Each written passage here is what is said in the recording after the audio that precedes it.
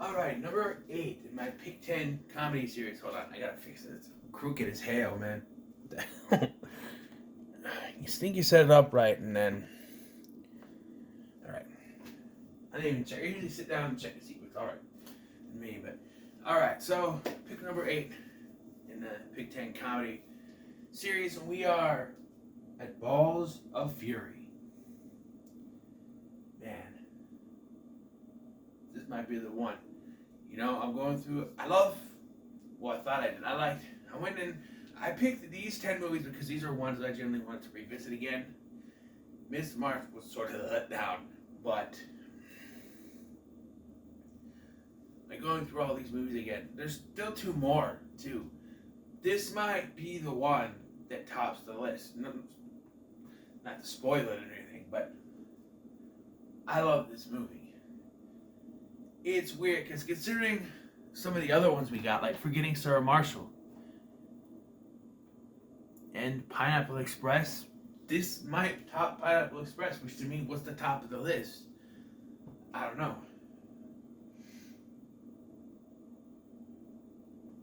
But I enjoy the movie. So the plot of the movie is basically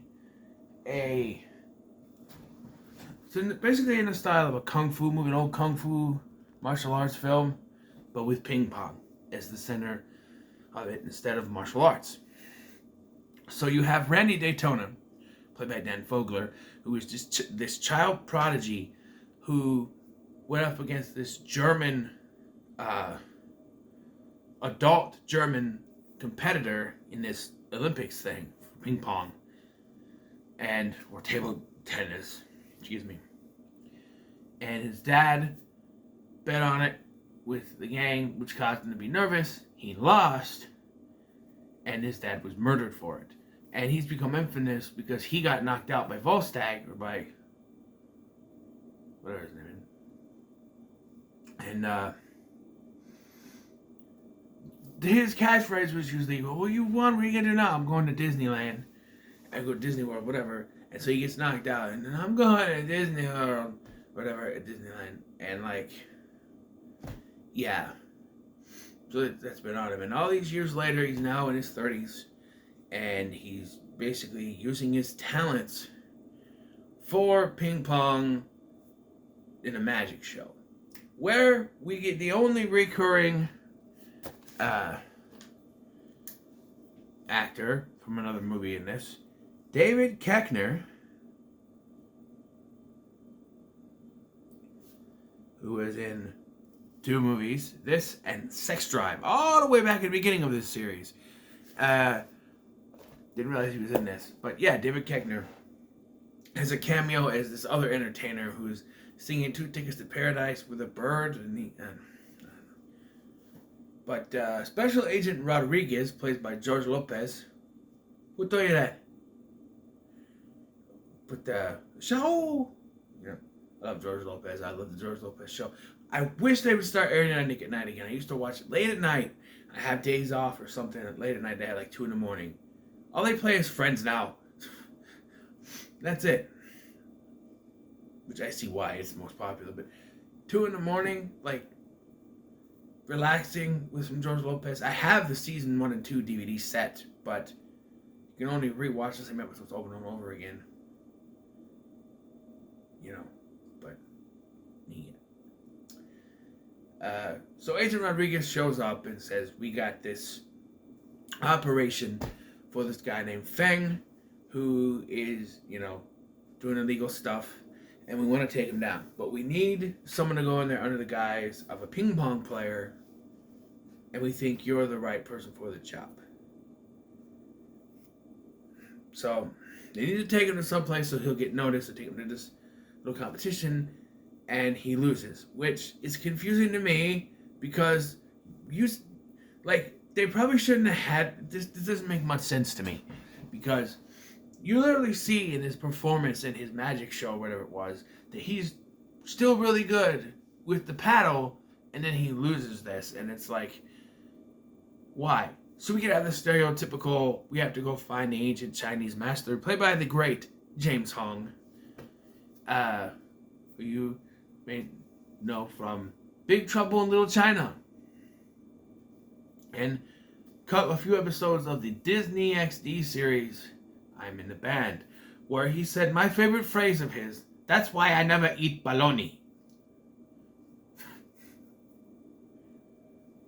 Yes, I love James Hogg. He's absolutely fantastic. He's the blind master, so to speak, in this. And he has a niece, played by Maggie Q, who's also really good in this. Although I do feel like they rushed the relationship thing, because there's the whole thing where, like, you know, she doesn't like him, she doesn't date students, whatever. And then when they're getting ready to go to Feng's thing, she's like, she kisses him, and it's like, okay, we're not even halfway through the movie, and they're already doing this. Well, this is to establish that they do have feelings for each other, so later, when Feng brings her in to face Randy in a ping pong match to the death, there can be some weight to it, but it does feel a little rushed. I'm just saying. But yeah, and then she's left behind while the other three go, and so they teach him ping pong. He has to go face the dragon, you know, because, okay, so he teaches him ping pong, but he doesn't teach American white people, or güelos as they call them, and this causes problems with some order of Chinese ping pong or whatever, and so he has to face the dragon, which is a little girl that he beats. Jason Scott Lee makes a cameo. He's pretty funny. And then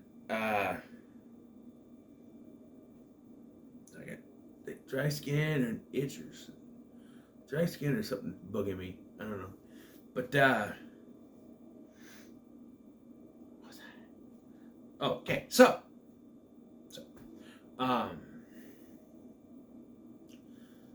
so you get to the Fangs thing, and I like, okay, so they show Cary Hiroyuki Tagawa, right? Shang Tsung from Mortal Kombat.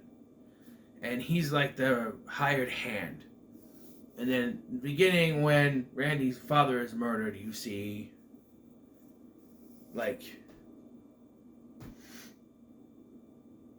there's this person who's so obviously not Christopher Walken, but a stunt person, so that you don't see who he is. And then Christopher Walken can show up later and be like, "Hello, I'm Fang." Like, he has a Chinese name, but he's a white guy. He's a güelo, so, you know, I don't know. And they say he was taught by James Hong's character, Mr. Wong, I think. But he only completed half of his training, which becomes a plot point at the end of the film.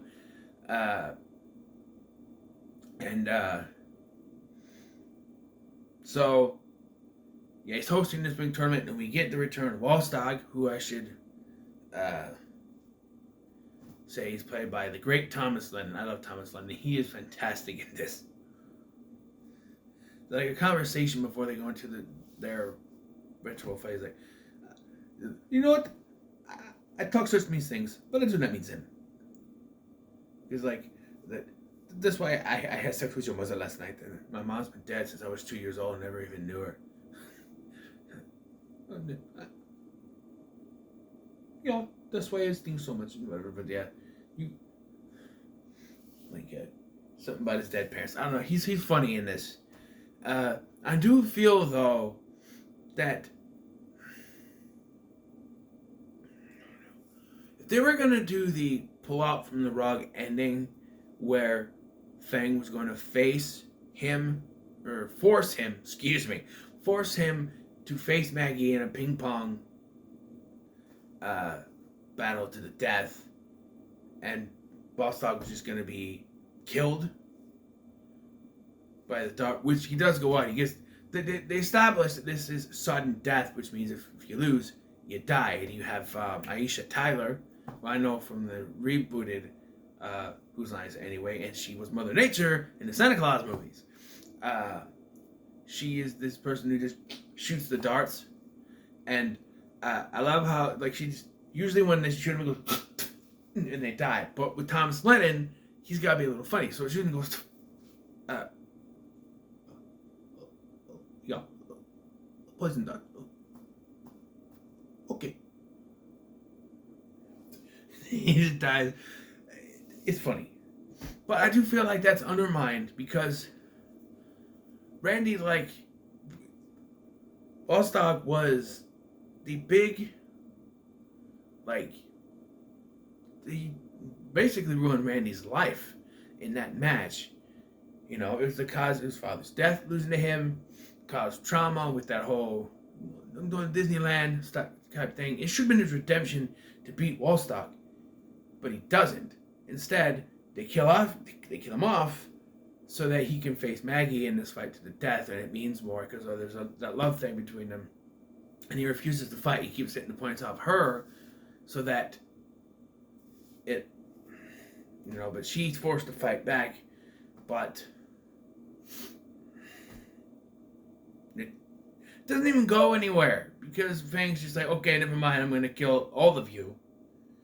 So it doesn't really matter. There's also a subplot where he offers concubines to them and their men.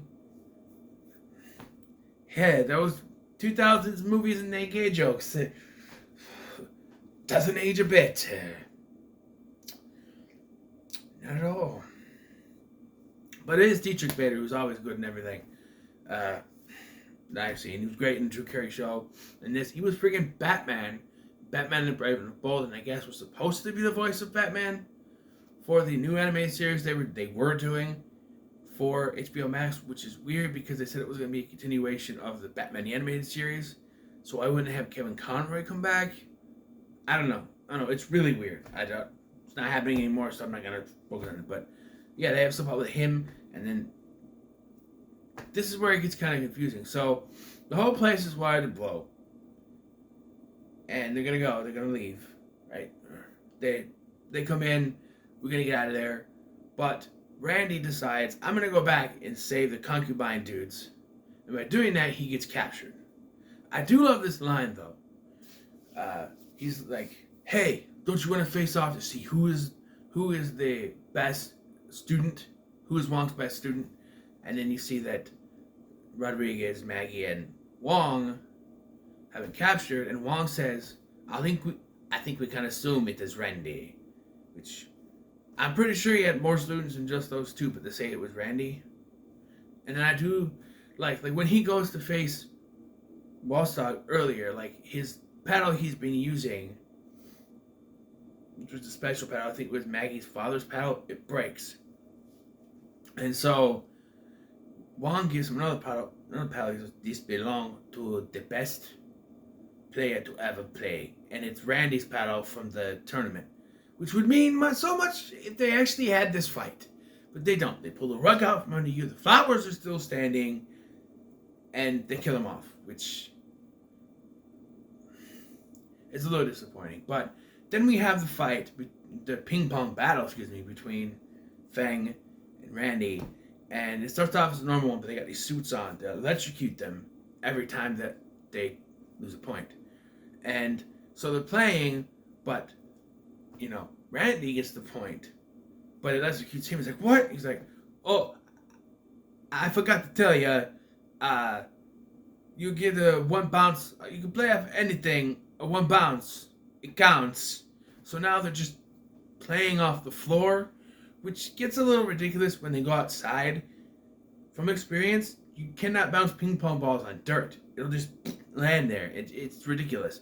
They're going, and it gets to a bridge, Indiana Jones style, where Wong has to remind him, Randy, remember, he only finished half his training, which means he doesn't know backhand. So he does the thing, he's not able to defend with backhand, oh shit, he's electrocuted, falls down into the water, dies, Randy falls off into the boat, they sail off to victory. There is a moment where Rodriguez, who's kind of an inept FBI agent, gets a chance to, he's like, see this? This is a cyanide pen. And if it goes off, what are they? It'll kill everyone within a 10-mile radius. And then he just kicks down this thing the bad guy was standing on it. It's not really a cyanide pen. But he saves this woman. I don't know. But, yeah. Well, I should have done the other one. Because when this goes off, Sabaske, you know, whatever, one of those things he does. But, I know, huh? I love George Lopez. But yeah, and it ends with them getting their school back. And they're starting the whole thing. There was a thing earlier in the film I didn't mention about the Lucky Cricket. Randy tries to snatch it and kills it. It's just supposed to be Lucky Cricket. So he buys him a new one, but like he's blind. So he's shaking it, right? He doesn't know what it is, and he kills the cricket. It's not really a joke, but then they do the blind joke where he falls down an elevator shaft, and he's like, hey, put a gate up. There's a blind guy walking around. And then we cut to the end credits, which start with, they play off to Def Leppard's Pour Some Sugar on Me, which Randy's entrance music is Rock of Ages, which is awesome. And like they do it at the beginning, and then they do it when he's going to face Volstagg, right? And you have some of the people singing in the background. Aisha Tyler singing, a couple of Chinese dudes are singing, and then that's when Fang shoots the boombox, and it's like, I change of plans. You're not facing him, you're facing her. Yeah, that's.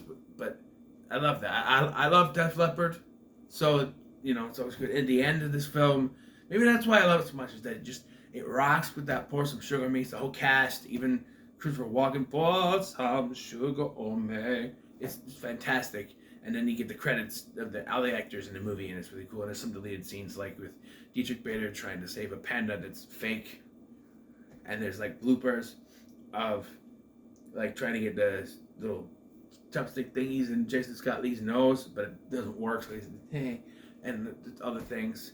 But I love this movie. It's pretty good. It's not perfect, trust me, but it's enjoyable for me. I love it. I really do.